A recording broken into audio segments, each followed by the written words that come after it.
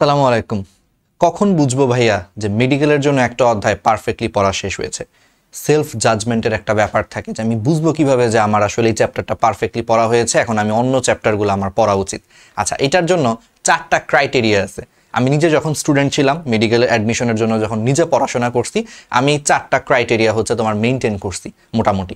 সেই 4টা ক্রাইটেরিয়া তুমি টিক বক্স মানে মানে বক্স করবা, টিক দিবা যে এই 4টা ক্রাইটেরিয়া তোমার একটা অধ্যায়ের সাথে মিলছে কিনা। যদি মিলে যায় তুমি ধরে নিবা তোমার পারফেক্টলি পড়া শেষ হয়েছে।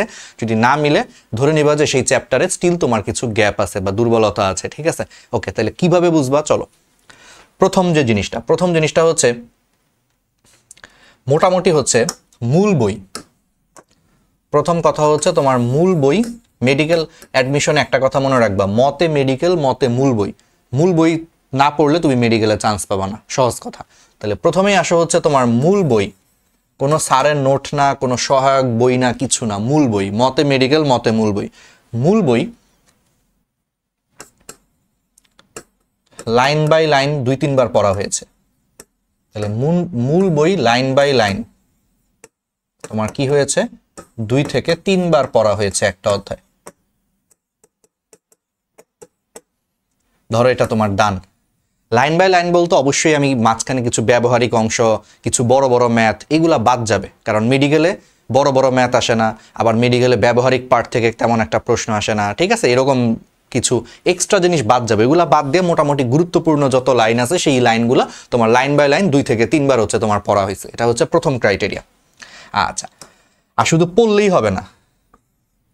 দ্বিতীয় জিনিসটা হচ্ছে তোমার এই অধ্যায়ের যত গুরুত্বপূর্ণ টপিক আছে, একটা অধ্যায়ের কিন্তু দেখবা যে সব মিলে 10-12টা গুরুত্বপূর্ণ টপিক থাকে। যেমন তোমাকে যদি আমি বলি, ধরো একটা চ্যাপ্টারের নাম হলো শ্বসন ও শ্বাসক্রিয়া, জুলজির একটা চ্যাপ্টার। এই চ্যাপ্টারে গুরুত্বপূর্ণ কিছু টপিকের মধ্যে প্রথমে আসবে হচ্ছে অ্যালভিওলাসের গঠন, এটা একটা টপিক।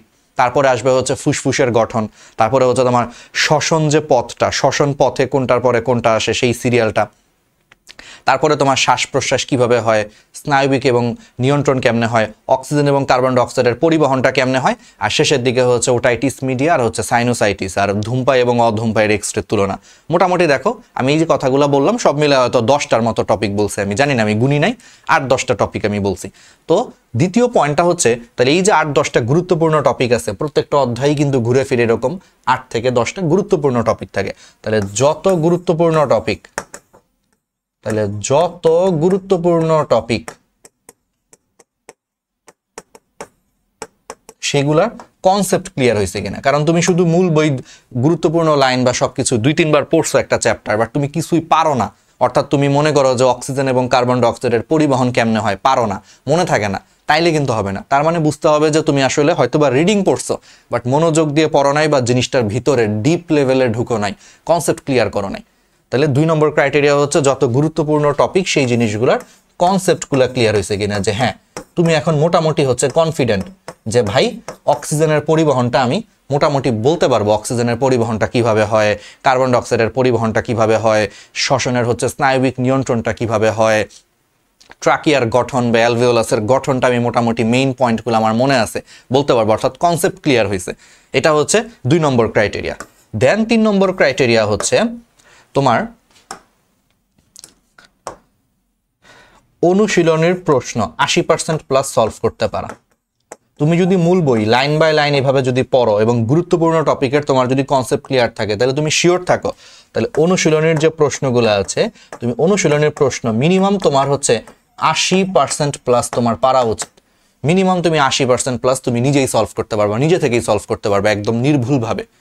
যদি এই 2টা ক্রাইটেরিয়া তুমি পূরণ করতে পারো, অটোমেটিক তুমি টেস্ট করার একটা ওয়ে হচ্ছে অনুশীলনের প্রশ্নগুলো একদম নিজে থেকে করবা, কোনো হেল্প নিবা না, কোনো অ্যান্সার দেখবা না, দেখবা তুমি নিজে থেকে এটার 80% তোমার সলভ করতে পারা উচিত। যদি এই 2টা ঠিক থাকে ঠিক মতো, মিনিমাম 80%, এটা কারো ক্ষেত্রে 90%, কারো ক্ষেত্রে 95%ও হইতে পারে। ঠিক আছে, কিন্তু মিনিমাম 80% প্লাস তোমার হয়ে যাবে যদি এই 2টা জিনিস তুমি ঠিক রাখতে পারো। আর 4 নম্বর জিনিসটাও সেম। 4 নম্বর জিনিসটা হচ্ছে তুমি প্রশ্ন ব্যাংক।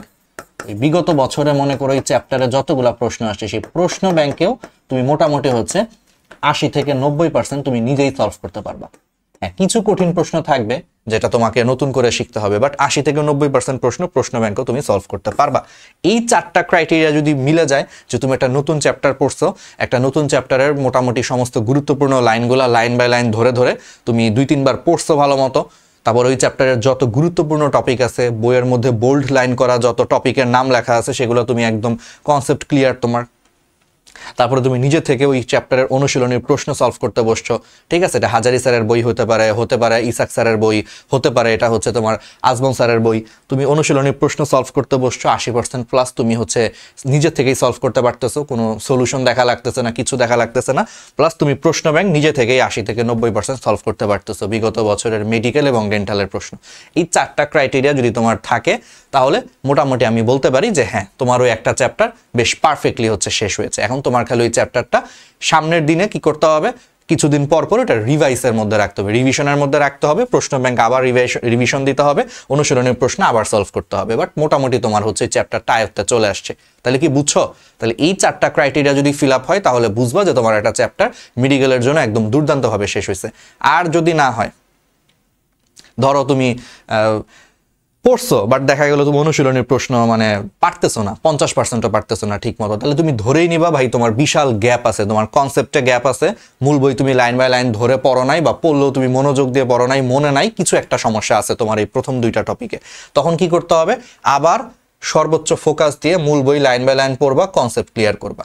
কারণ 1 আর 2 নম্বর পয়েন্টটা যদি তোমার ঠিক মতো ক্লিয়ার করা না থাকে, তুমি কখনোই অনুশীলনের প্রশ্ন নিজে নিজে এত সলভ করতে পারবা না, প্রশ্ন ব্যাংক নিজে নিজে সলভ করতে পারবা না। কিন্তু যারা মেডিকেল অ্যাডমিশনে ভালো করে, তারা এই জিনিসটা পারে। যেমন যদি আমি নিজের এক্সাম্পল বলি, আমি নিজে একটা চ্যাপ্টার সুন্দর করে পড়ার পরে কনসেপ্ট ক্লিয়ার করে আমি নিজে মোটামুটি হচ্ছে 80 থেকে 90% হচ্ছে অনুশীলনের প্রশ্ন বা প্রশ্ন ব্যাংক আমি নিজে থেকেই সলভ করতে পারতাম, কোনো হেল্প নেওয়া ছাড়া, কোনো টিচারের হেল্প নেওয়া ছাড়া, কোনো সলভ ক্লাস দেখা ছাড়া, কোনো সলিউশন শিট দেখা ছাড়া, সব কিছু ছাড়া আমি নিজে থেকেই সলভ করতে পারতাম। কারণ আমার এই যে 1 নম্বর এবং 2 নম্বর পয়েন্ট আমি ঠিক রেখেছিলাম। সো যে পারবা না সে ধরে নিবা তার 1 আর 2 নম্বর পয়েন্টে গলদ আছে, আবার তুমি এখানে নজর দিবা, ঠিক আছে? আর এইভাবে যদি একটা চ্যাপ্টার শেষ করতে পারো, এরকম করে যদি মোটামুটি চ্যাপ্টার সবগুলা চ্যাপ্টার শেষ করতে পারো, ইনশাল্লাহ তুমি একদম ঢাকা মেডিকেলে চান্স পাওয়ার মতোই তোমার লেভেলে তুমি পৌঁছায় যাবা, যদি এটা শেষ পর্যন্ত ধরে রাখতে পারো এইভাবে, ঠিক আছে?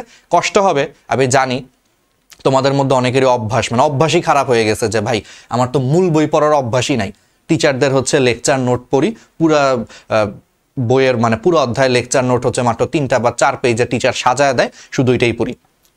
একটা কথা আমি আবারও বলি, এই যে টিচার, আমরাও তো টিচার তোমাদের পড়াই, আমরা যত লেকচার নোট তৈরি করি সবকিছু কোত্থেকে তৈরি করি বলো তো?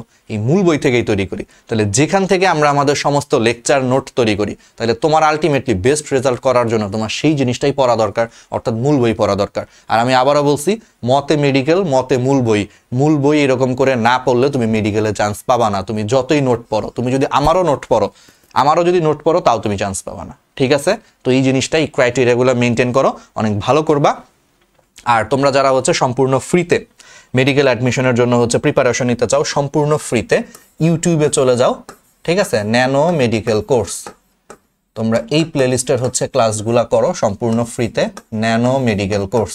ইউটিউবে সার্চ দিবা, ইউটিউবে যাবা, ঠিক এই জিনিসটা লিখে সার্চ দিবা, 130+ হচ্ছে ভিডিওর একটা প্লেলিস্ট আসবে, যেখানে physics, chemistry, biology, GK, English পড়ানো হয়েছে। এটা বাংলাদেশে মেডিকেল অ্যাডমিশনের জন্য সবচেয়ে জনপ্রিয় প্লেলিস্ট, প্লাস সবচেয়ে বেশি হচ্ছে বিস্তারিত পড়ানো হয়েছে। এই যে আমি যে বললাম 4টা ক্রাইটেরিয়া ফিল আপ করা হয়েছে, লাইন ধরে ধরে পড়ানো হয়েছে, কনসেপ্ট ক্লিয়ার করা হয়েছে, এই প্লেলিস্টে ঠিক এই কাজটাই আমি করছি। আমি নিজে এগুলার ক্লাস নিছি, আমি নিছি, তোমাদের জাদিদ ভাইয়া নিয়েছে এবং তোমাদের তুরাব ভাইয়া নিয়েছে, আমরা 3 জন মিলে এই এতক্ষণ যে ক্রাইটেরিয়া বললাম 1 নম্বর আর 2 নম্বর ক্রাইটেরিয়া, যেটা আসলে মেইন, ওইটা ফিল আপ করে এই প্লেলিস্টটা বানাইছি সম্পূর্ণ ফ্রিতে, অর্থাৎ মূল বইয়ের প্রত্যেকটা লাইন ধরে ধরে পড়ানো হয়েছে।